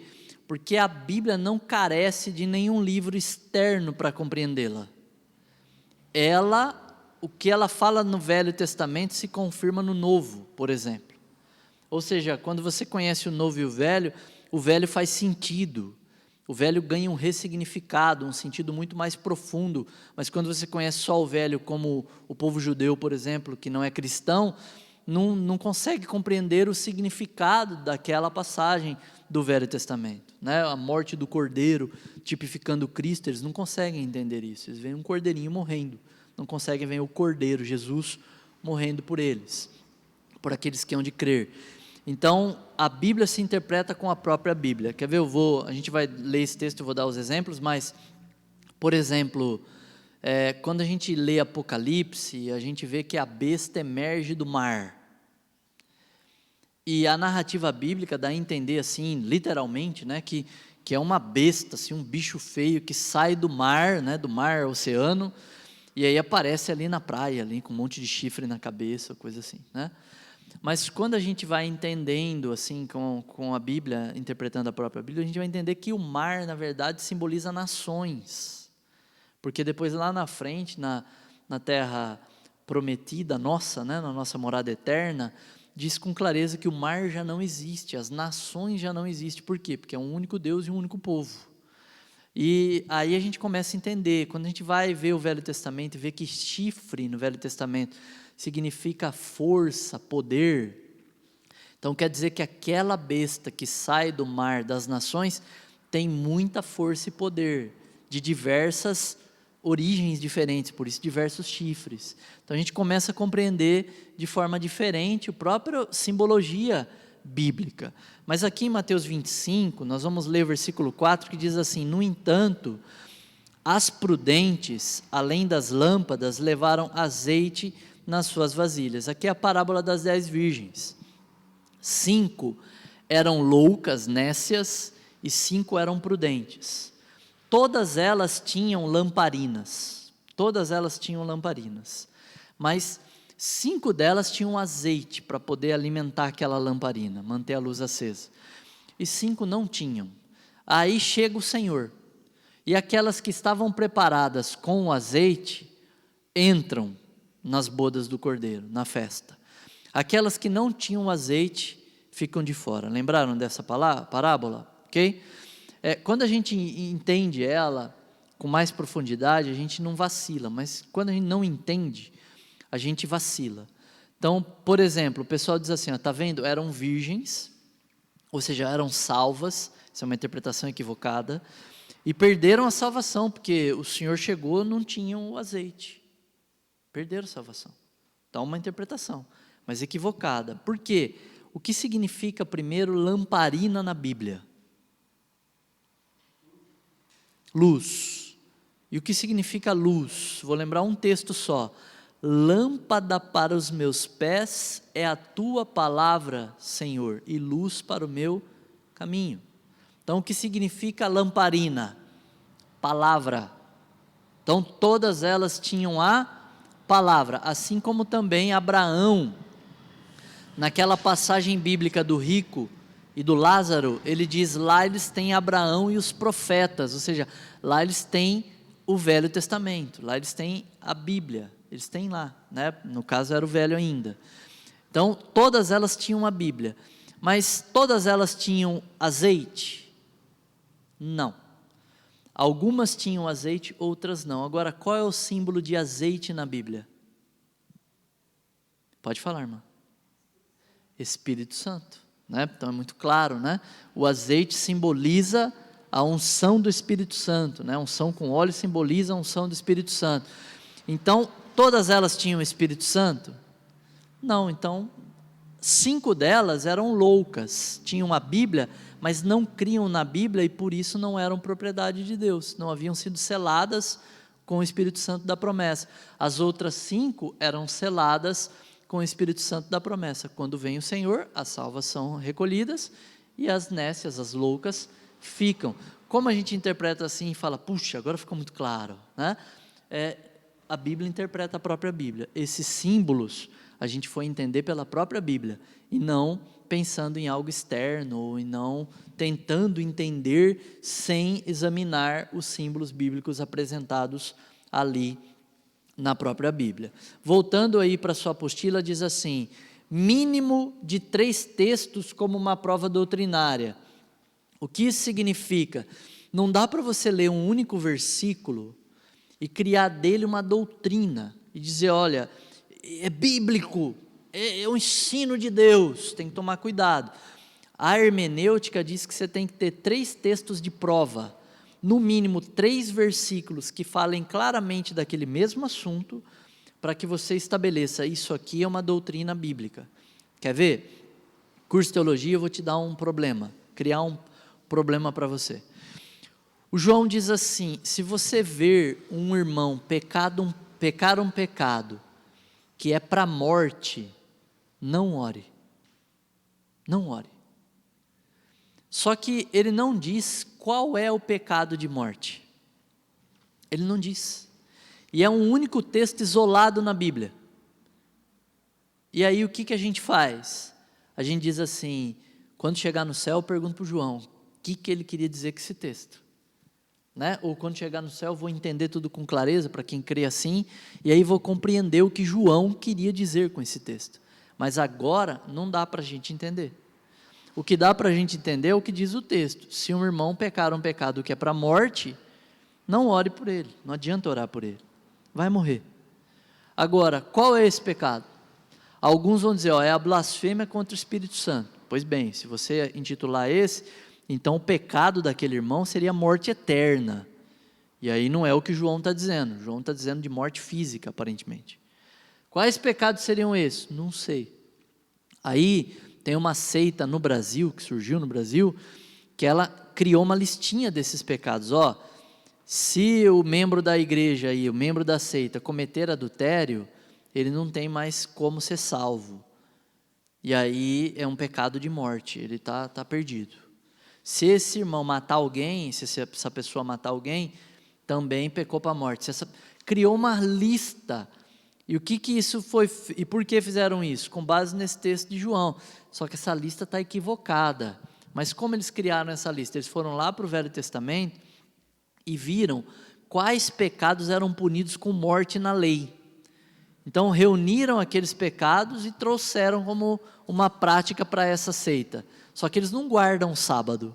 E o sábado, para quem não guardava, era punido com morte também na lei. Você vê, né? Então vamos pegar só o que interessa aqui, né?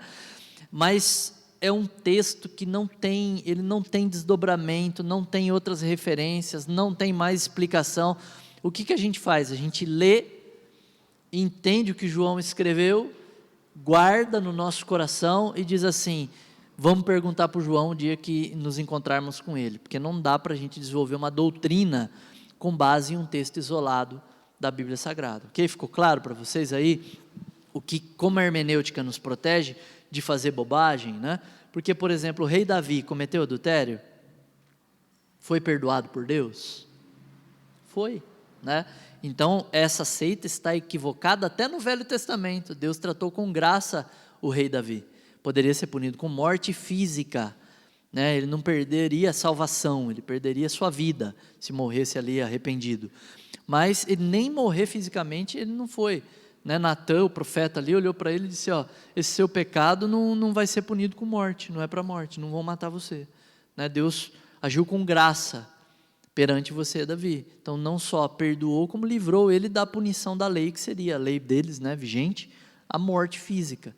Então, se a gente inventar uma doutrina com base num texto só, um texto vira um pretexto para a gente fazer um monte de bobagens, como faz essa seita. Quando eu falo de seitas, geralmente eu não falo o nome, tá bom? Até por uma questão de consideração, né? Então eu não vou falar que é a Congregação Cristã do Brasil. Voltando para a sua apostila, diz assim, letrinha E, mínimo de 3 textos de prova para uma doutrina, a gente já falou. F, conhecer e analisar o contexto, a gente já falou bastante sobre isso, e aí tem a citação de casa de Josué. Casa em Josué significou família, casa em Isaías 2:3 aí significa templo, casa em João 19:27 significa lugar de moradia. Então, casa, templo, casa, família, casa, lugar de moradia, precisa ver o contexto para ver o que de fato é. Letrinha G, conhecer as figuras de linguagem bíblicas, conhecer essas figuras de linguagem. Então, vamos lá. Expressões, tem uma tabela aí com 3 colunas, né? Expressões, o que é e exemplos. Metáfora, a Bíblia usa de metáfora, que é uma comparação implícita. Deixa eu usar assim o exemplo que eu uso em todos os cursos, né? A minha sogra é uma jararaca, né? Isso é uma metáfora, minha sogra não é uma cobra. Estou querendo dizer que ela não é uma pessoa, né, muito boazinha, né? Mas tadinha da minha sogra. Não, minha sogra não é uma jararaca, é só uma metáfora minha, né, que eu estou usando agora. Símile, que é uma comparação explícita, né? Vamos dizer assim, um exemplo no português para a gente poder entender. Seu pecado é do tamanho de um elefante, né? Então isso, correto, professora? É uma símile, né? Estou comparando ali o pecado, dizendo seu pecado é grande demais, é do tamanho de um elefante. Parábola é uma analogia com o dia a dia, para ensinar. Primeiro ponto, ó, parábola, as parábolas usadas por Jesus, era uma linguagem sim, simples para aquelas pessoas, correto, mas nem sempre ele falava por parábola para que elas entendessem como as pessoas falam. As pessoas dizem assim, olha, Jesus falava com parábolas, muitos pregadores falam isso, para ficar mais fácil para as pessoas entenderem. Não é isso que diz a Bíblia. A Bíblia diz o contrário. A Bíblia diz que muitas vezes Jesus falava por parábolas para que, ouvindo, não ouvissem, e vendo, não enxergassem, e com isso não crescem. Desse jeito, né? Você fala, isso está na Bíblia? Exatamente. Jesus estava falando ali de uma forma que somente os discípulos teriam acesso à compreensão daquela parábola, ao ponto que algumas deles não entendiam e perguntavam, o Senhor explicava depois para eles. Note que várias vezes os discípulos perguntaram o que aquilo significava. Se eles que andavam com Jesus todo dia não entenderam, quem dirá aqueles que ouviram? Então tome cuidado que a interpretação de que sempre que Jesus falou por parábola, tinha a intenção de ensinar, de deixar mais claro para o ouvinte, não é uma verdade bíblica. A verdade bíblica é que ele usava de parábolas, às vezes também, para que a mensagem ficasse exclusiva para os seus discípulos.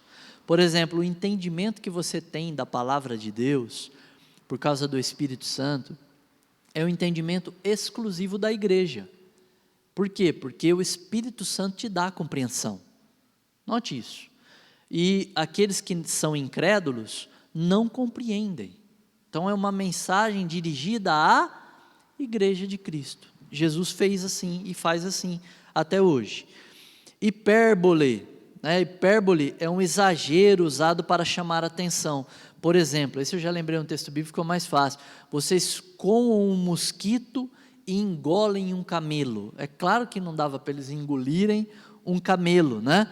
Mas era uma figura de linguagem aí, valorizando, dizendo assim, ó, nas pequenas coisas vocês são minuciosos, mas naquilo que é mais importante, vocês desprezam, vocês engolem um camelo, cometem pecados terríveis aí, e ficam se apegando nas ervinhas do dízimo, que tinha que dar 10% da hortelã que crescia na beira da casa, mas eles largavam de uma esposa numa cidade, casavam com outra na outra, e ainda diziam assim: você quer ser minha esposa por um dia? Olha o absurdo que eles viviam. Ao invés de cuidar dos pais, orientavam as pessoas a darem uma oferta por templo, chamada corbã, né? E assim não precisava cuidar dos pais financeiramente, ou seja, honra o teu pai e tua mãe, um mandamento importantíssimo da lei, não era praticado, não era vivido ali, mas dava-se uma oferta ali ao templo. Então é desse camelo que Jesus está falando aí como uma hipérbole, ironia, dizer o contrário. Quem gostava disso é o apóstolo Paulo, né? Ele gostava de usar de ironia. Quer ver? Vamos ler um texto aí, ó, 1 de Coríntios 4. 1 de Coríntios 4, ironia já é uma figura de linguagem que você conhece, né? Porque assim, é quase impossível a gente viver o dia a dia se não conhecer ironia, né? Uma pessoa que tem um pouquinho de saúde, de problema de saúde mental, tem muita dificuldade de entender, né, as conversas, porque ironia é uma coisa muito usada. Tipo assim, você chega na sua casa, seus filhos estão virando tudo do avesso, né, e você diz: vocês são santinhos mesmo, né? É uma ironia. 1 de Coríntios 4, versículo 8 diz assim: já estáis fartos, já estáis ricos, chegastes a reinar sem nós. Sim, tomara reinasseis, para que também nós viéssemos a reinar convosco. É ironia. Paulo está dizendo assim: ó, vocês estão se achando tanto, que vocês acham que vocês estão fartos, que vocês são ricos, e que vocês já estão no reino de Cristo. É isso que vocês pensam, né? Tomara que vocês estivessem reinando mesmo, que a gente estaria reinando com vocês. Mas ele está tratando de forma irônica. A primeira carta aos Coríntios é uma carta de repreensão, dura, de repreensões no plural, duras repreensões sobre diversos problemas que eles estavam vivendo. Então, de fato, não é um elogio para eles aqui, é uma crítica, mas uma crítica de forma irônica. Antropomorfismo. Antropomorfismo é falar em Deus em termos humanos. Antropo significa humanidade, né? Humano, por exemplo, humanidade não, humano. Por exemplo, a ciência que estuda a sociedade é antropologia, logia de estudo, antropo de homem, sociedade, né? Então, antropomorfismo é você falar de Deus em forma humana. Deus tem mão? Alunos de teologia, Deus tem mão? Não, tem pés, ouvidos. Mas a Bíblia diz que ele não tem mãos encolhidas para que não possa tocar, e nem ouvidos tampados para que não possa ouvir. Não é isso que o profeta Isaías escreve, né? É claro que Deus não tem ouvidos, que Deus não tem mãos. É uma figura de linguagem chamada de antropomorfismo, que significa forma, dar forma humana a Deus, né? Para que a gente possa entender Deus com mais clareza, por causa da nossa limitação humana. Mas a Bíblia é muito clara: Deus é Espírito, habita em luz inacessível na sua essência, nenhum homem viu e nem o pode ver. Então isso é o que a Bíblia diz, mas também a Bíblia usa de antropomorfismo para a gente poder entender Deus. Por exemplo, minha esposa, quem conhece o mestre dos magos aqui? Ah, então tem um pessoal aí, né? Você é jovem para conhecer o mestre dos magos. Ah, ok, né? É do Caverna do Dragão, né? Chamava o desenho, né? Minha esposa imaginava Deus igual o mestre dos magos. Ela falava assim: quando eu fiz, né? Minha esposa fez o curso de teologia com a gente, né? Eu dei aula para minha esposa. Quando eu fiz o curso foi frustrante, né? Porque daí eu vi que Deus não tem nada a ver com o mestre dos magos, né? Quando eu comecei a entender isso, né? Foi frustrante. Então, é um jeito de fazer com que a gente se aproxime um pouco mais da compreensão de Deus, mas temos que tomar cuidado. Nós, alunos de teologia, tomar cuidado, não dizer que Deus tem mão, não dizer que Deus tem pé, né? Nem que é alto, nem que é baixo. Porque assim, se você for imaginar o tamanho de Deus, né? A Bíblia diz que a terra é o estrado dos seus pés. Ou seja, onde ele coloca a sola do pé é na terra. E os céus é o seu trono. Então, ou seja, Deus está lá com o bumbum sentado nos céus e o pé, a sola do pé aqui na terra. Esse é o tamanho de Deus, se alguém quiser ilustrar ele assim, né? A Bíblia está dizendo o quanto ele é grande, né? E não que ele tem de fato esse tamanho aí. A terra é plana, né? Porque ele está com o pezinho ali, né? É verdade. A terra plana, boa, né? Vamos pegar isso aí, né? Tem alguém aqui que é terraplanista? Não se esconda. Né? Não tem, tá bom. Se tivesse, eu ia mais devagar. Pois bem, algumas coisas na Bíblia refletem na narrativa o ponto de vista do narrador. Você diz assim, a Bíblia é inspirada por Deus. Verdade. Mas Deus inspirou aquele homem a escrever. Tem coisas que estão ali escritas que é exatamente o que Deus disse. Quando os autores do Velho Testamento, né, os profetas principalmente, os profetas, diziam assim, assim diz o Senhor, e relatava exatamente o que Deus disse. Mas muita coisa ele relatava de acordo com o seu ponto de vista. Por isso que para Josué o sol parou, e não a terra. Para Josué o sol parou. Então, como no ponto de vista de Josué, você olhando como Josué, o que você diria? O sol parou, não é isso? O sol, a gente fala, o sol nasce lá e morre lá, né? Ou nasce lá e se põe lá, né? Todo dia ele faz isso, né? Não é isso que a gente pensa? É verdade. Aí alguém pergunta, então a terra não gira em torno do sol? Não, gira sim, né? Mas aí no outro dia você pensa exatamente assim, né? Nessa concepção. Por quê? Porque é o ponto de vista do observador, por isso que para Josué o sol parou. Né? Não adianta você usar com terraplanista, olha, a Bíblia dizia que a terra era redonda, porque Satanás lá em Jó veio de rodear a terra. Gente, é figura de linguagem isso daí, né? É figura de linguagem, está querendo dizer que ele estava andando na terra, não rodeando a terra, né? Terraplanista vai dizer para você, não fala bobagem, meu amigo, né? Isso aí é uma símile, professora, né? Isso é uma símile, né? E não um fato, né? Não um fato, mas tem a ver com a visão. E para a visão do Velho Testamento, a terra era plana. A terra era como imagine uma taça de vinho, assim, ó, virado ao contrário. Tem um domo, quem assistiu aquela série O Domo lá, né?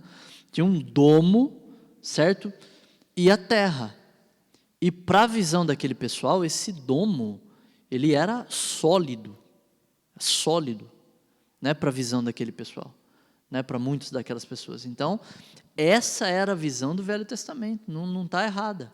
Esse domo seria o que chamam de firmamento? Firmamento, né? Que é os céus, né? Então, para aquele pessoal, lembrando que o mar acabava num buraco, para as culturas que vieram depois ainda, quando começaram as expedições e tudo mais, muito tempo depois, por exemplo, de Moisés, né, da lei, eles achavam que iam navegando assim, de repente, bum, caíam num buraco, né?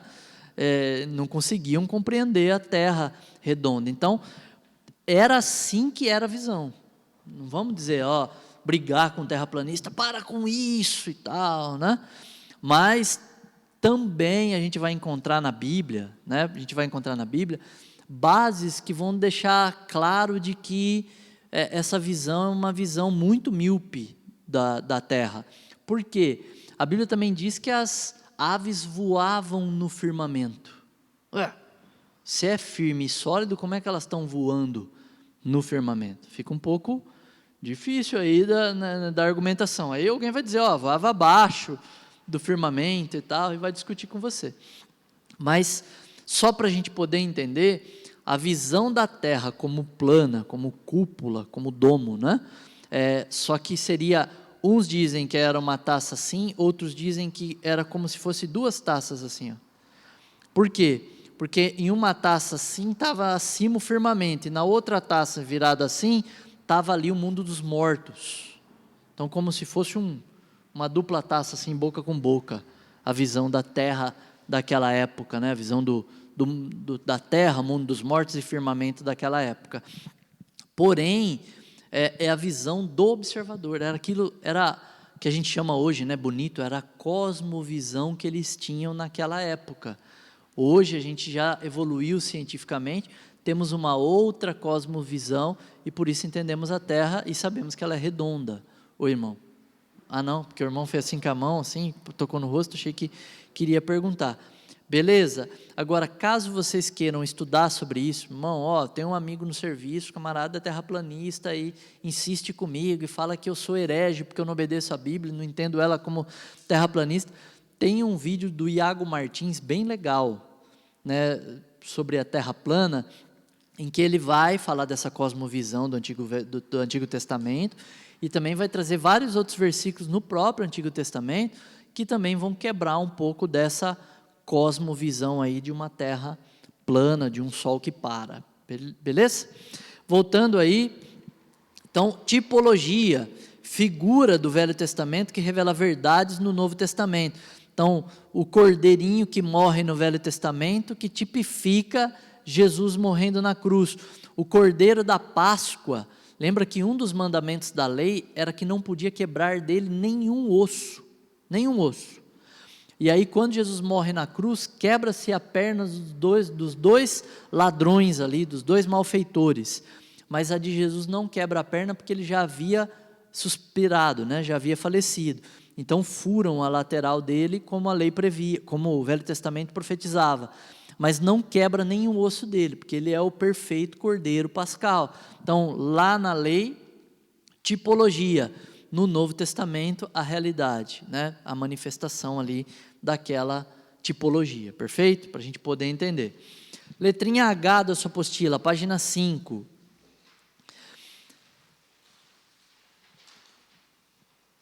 É importante conhecer o plano geral de Deus. Conhecer o plano geral de Deus. Tudo isso está dentro de hermenêutica, tá bom? Dentro de interpretação bíblica. Conhecer o plano geral de Deus. Então, vou ler os 3 tópicos aí, depois explico. Esta minha interpretação condiz com a Bíblia como um todo? É uma pergunta que você tem que fazer. Quando você lê o texto, interpretou o texto, você tem que fazer essa pergunta. Essa minha interpretação condiz com a Bíblia como um todo? Vamos pensar assim, você faz uma interpretação da Bíblia, que nem tem uma seita que diz que Satanás é o irmão do Senhor, e eles chamam como o irmão Lúcifer. Vamos orar para que o irmão Lúcifer tenha luz, né? Olha que beleza, né?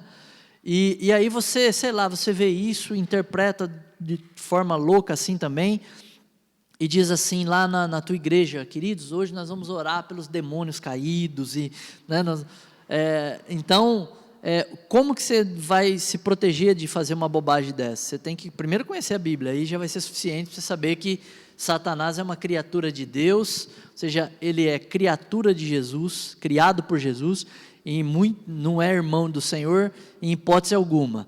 Mas assim, te protege se você conhecer o panorama. Quando você conhece o panorama, você vai dizer assim, não, ele não é perdoado, ele é lançado no lago de fogo e enxofre, lá em Apocalipse, então não tem perdão para eles, né? Nem para o diabo, nem para os demônios, não há possibilidade de perdão.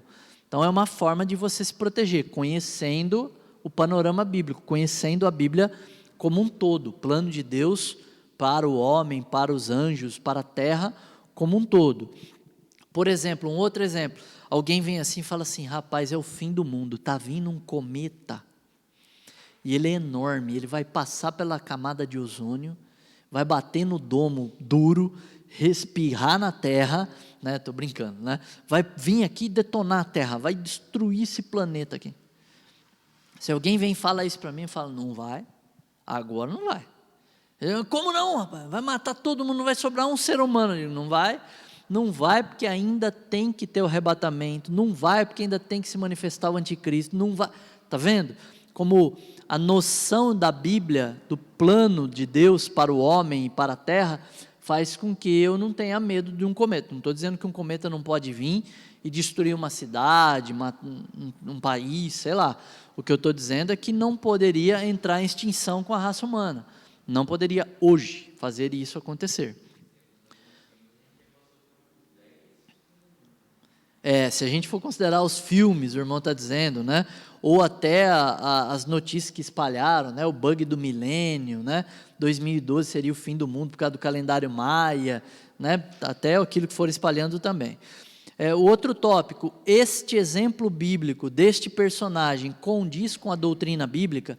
Isso também é uma coisa muito importante, porque as pessoas nas igrejas às vezes imitam os personagens, mas os personagens às vezes estão fazendo coisa errada, né? Não tem base doutrinária para aquilo que ele está fazendo, e aí as pessoas imitam aquele personagem. Olha como Esther fez aquele jejum, vamos apregoar um jejum obrigatório a toda a igreja, contrário a Isaías 58, né? Então você tem que tomar cuidado para perguntar, conhecer bem o plano de Deus, a Bíblia, para poder perguntar, esse personagem, o que ele está fazendo, é bíblico ou não? Você vê o personagem fazendo promessa para Deus, fazendo juramento o tempo todo, você fala, vou viver essa vida, Senhor, se o Senhor fizer isso, eu juro que farei aquilo, e tal. Quando a Bíblia diz lá na frente, que a sua palavra seja sim, sim, não, não jure por nada que está na terra, no céu, debaixo da terra, blá, blá, blá, blá, vamos ilustrar assim, não jure, né? Não jureis, seja firme, é sim, é não e ponto final, seja assim, viva assim. Então tem que tomar cuidado, tem que ver se é doutrina bíblica aquilo que ele está fazendo. Terceiro ponto, este texto, ele se aplica à dispensação da igreja, ou seja, ele faz parte, a interpretação desse texto, ele faz parte da dispensação do período em que a igreja está vivendo, pode ser posto em prática ou não, né? Que é aquela história que a gente já ilustrou aqui com a doença, né? Que a gente trouxe como ilustração, ou até outras ilustrações que a gente pode trazer, por exemplo, circuncisão. Eu lembro de um camarada que falava que, num vídeo, né? Ele falava que ele viu a circuncisão, não, ele viu o resultado da circuncisão de um judeu no seu filho, e falou, aquilo gerou uma unidade entre o pai e o filho, foi algo maravilhoso. Mas quem estava falando isso era um crente protestante. O que o evangélico ali está ouvindo pensa? Que coisa maravilhosa, né? E na realidade eles estão ainda celebrando uma aliança do Velho Testamento, e com isso negando a aliança do Cordeiro, a aliança de Jesus Cristo, né? Não tem nada de maravilhoso. Tem tudo de incredulidade, tem tudo de negar o filho. Quem nega o filho, a Bíblia diz, não tem o pai, não é isso? Quem tem o pai tem o filho, quem tem o filho tem o pai, quem não tem o filho não tem o pai.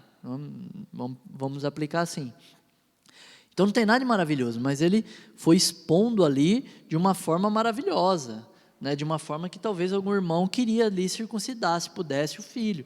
Então cuidado com a aplicação, para que não soe para a igreja, na dispensação da graça, algo que é da lei.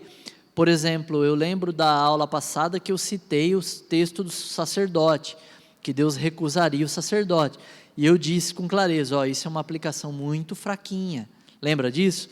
Por quê? Porque aqui está falando do período da lei, e contextualizei para que os irmãos não confundissem com o período da igreja.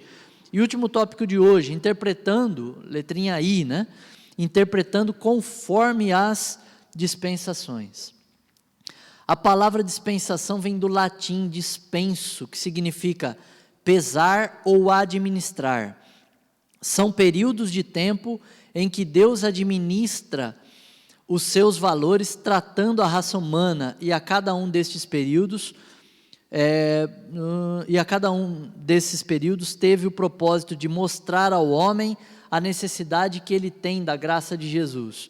A Bíblia é uma demonstração histórica deste fato. Então, na próxima aula, nós vamos falar das dispensações. O que é uma dispensação? Só para você saber, e se você puder ler todas elas na tua casa, porque ela vai até o fim da apostila agora, vai ajudar você a caminhar com a aula. Dispensação é um período de tempo que Deus determinou, decretou o seu começo e o seu fim, e Ele decretou também como Ele iria administrar aquele período de tempo. Por exemplo, no período de tempo que a gente chama de dispensação da graça de Deus, que a Bíblia também chama dessa forma com clareza, ele começa com a morte e ressurreição do Senhor Jesus na cruz, e ele se estende até os nossos dias. Nós estamos debaixo da graça de Deus. Nesse período, Deus não pede sacrifício de animais, não teria lógica, e Ele não pede. Mas no período da dispensação da lei, Deus pedia sacrifício de animais. Por quê? Porque tipificava Cristo que ainda não havia morrido na cruz. Só para vocês poderem entender. Aí você diz assim, Deus muda. Não, Deus é imutável. Nós estamos falando do caráter de Deus. Nós estamos falando de como Deus administrou o tempo. E a revelação bíblica, ela é progressiva. Deus não foi contando para a humanidade tudo de uma vez só. Ele foi revelando Cristo progressivamente durante os séculos, de uma forma que Ele ia revelando mais, explicando mais, usando mais tipologias, usando mais profetas, trazendo outros ensinamentos, até que, quando chega em Cristo, aquela sociedade estava preparada biblicamente para compreender Cristo, porém, sem o Espírito Santo, eles não compreenderam, né? O homem só compreende quando o Espírito de Deus assim age no homem, ok? Deu para entender? Então, dispensação é um período de tempo e a forma como Deus administra aquele período de tempo, tá bom? Então, a Bíblia, nós dividimos ela neste curso em 7 dispensações, ok? 7 dispensações. Porém, tem alguns que vão dividir em 4, outros vão dividir em 2, né? Lei e graça, né? Cada um vai dividir de uma forma aí. Nós vamos dividir em 7, né? Porém, a gente poderia dividir em 3, né? Lei, reino, parênteses da graça e reino de novo. Daria para dividir assim, né? Mas nós dividimos em 7, acho que fica mais fácil a compreensão se a gente dividir em 7, tá bom? Eu vou colocar para você lá no grupo, se eu esquecer me lembra, um vídeo do Gran Conato. Por quê? É curso de teologia. Então, a gente vai ser dispensacionalista, porque nós não somos aliancista. Vou tomar mais uns 2 minutinhos, tá? O aliancista, ele entende que a igreja vem desde o Velho Testamento. Israel, os salvos no Velho Testamento, já eram a igreja de Jesus Cristo. O dispensacionalista diz, não, a igreja começa depois da morte e ressurreição de Jesus. Antes não havia igreja. Tal que, quando você vai ler no Novo Testamento, você vai encontrar de que a igreja era um mistério oculto e que os anjos ficaram atônitos com o homem sendo o templo do Espírito Santo. O Espírito Santo não morava no homem no Velho Testamento, ele agia sobre, mas não morava no homem. Por isso que o Espírito Santo sai de Sansão, porque ele não estava dentro de Sansão, estava atuando em Sansão. Então, a própria atuação do Espírito Santo é diferente no Velho Testamento, no Novo Testamento, né? Na graça, ou melhor, no Evangelho da Graça e na dispensação da lei, porque o Novo Testamento também, boa parte dele, né, é lei, né, os Evangelhos, por exemplo. Então, é bom vocês saberem, o aliancismo é uma coisa e o dispensacionalismo é outra coisa. São 2 linhas teológicas boas, ok? Eu não sou aliancista, não creio no aliancismo, mas os nossos irmãos presbiterianos são aliancistas. Os nossos irmãos batistas, por exemplo, são dispensacionalistas, ok? Eu participo, nesse ponto, da doutrina, da linha dispensacionalista, ok? Então, eu creio de que o milênio, quando a Bíblia diz que o milênio é 1000 anos, eu digo, 1000 anos, está escrito. E não que o milênio começou, né, desde do início, desde a morte e ressurreição de Jesus ali, desde do início da pregação de Jesus, não é nem morte e ressurreição, desde a pregação de Jesus ali, João Batista, e vem até hoje, porque um milênio, pelo que eu saiba no dicionário, é 1000 anos. e não 2 como já se passaram. Por isso e por mais outros motivos, não sou aliancista e sou dispensacionalista. Agora, eu vou pôr um vídeo do Granconato, que no começo, ele vai expor um vídeo de um aliancista mandando pau no dispensacionalismo. Então vai falar um monte de coisas que muitas não são verdadeiras, não são, mas ele vai argumentar como verdadeiras ali. E depois, irmãos, ouçam, porque daí não é um vídeo, é um áudio, não está tão bom, mas é um áudio do Granconato, pastor Granconato, falando, né, sobre o dispensacionalismo e tratando com muito respeito os irmãos aliancistas também, diferente de como foi tratado, né, naquele vídeo os dispensacionalistas, tá bom? Só para você poder entender. Agora, se alguém falar para você assim, dispensacionalismo não é bíblico, você diz para ele assim, então você não leu a Bíblia, porque a Bíblia é muito clara sobre a dispensação da lei, e é esse o termo citado na Bíblia, e a dispensação da graça.